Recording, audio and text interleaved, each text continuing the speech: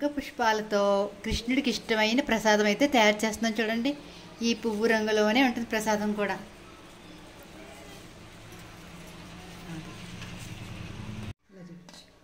కన్నయ్యకి ఇష్టమైన అటుకులు పాయసం చేద్దాం. అటుకులతో కూడా పాయసం చేస్తున్నాం చూడండి. అటుకులు పెసరపప్పు ఈ రెండు కలిపి కొంచెం వేయించుకుందాం.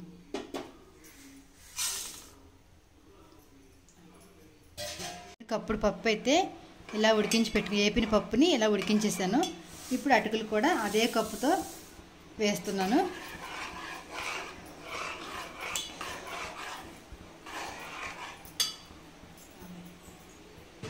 ఈ కప్పుతోనే బెల్లం కూడా వేస్తున్నాను చూడండి.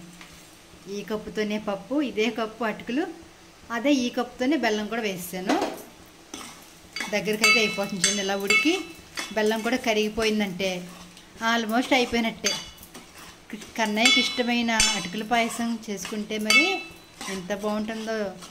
అలాగే వెన్న కూడా పెడతాను చూడండి. వెన్న పోసి కూడా కన్నయ్యకి ఇష్టమే కదా, వెన్న కూడా పెట్టుకుందాం.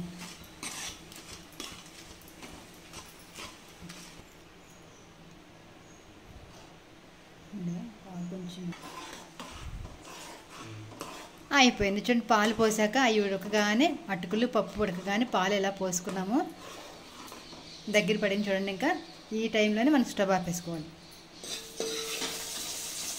కాస్త జీడిపప్పు కిస్మిస్ వేసుకుంటే అటుకుల సేమియా రెడీ. కన్నయ్యకి ఇష్టమైన అటుకుల పాయసం అనమాట. హాయ్ అండి, అందరికీ నమస్తే అండి. ఈరోజైతే కన్నయ్యకి ఇష్టమైన అటుకుల పాయసం పెట్టుకున్నాం చూడండి. అలాగే వెన్న కూడా తీసి పెట్టాను. వెన్న పూస అంటే ఇష్టం కదా కన్నయ్యకు.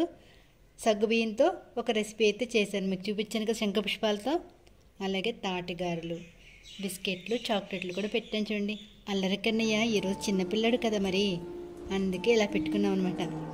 మీకు ఎలా అనిపించిందో చెప్పండి. అలాగే ఫస్ట్ టైం మన ఛానల్ చూసినట్లయితే సబ్స్క్రైబ్ చేసుకోండి, అలాగే లైక్ చేయండి. Thank you for watching.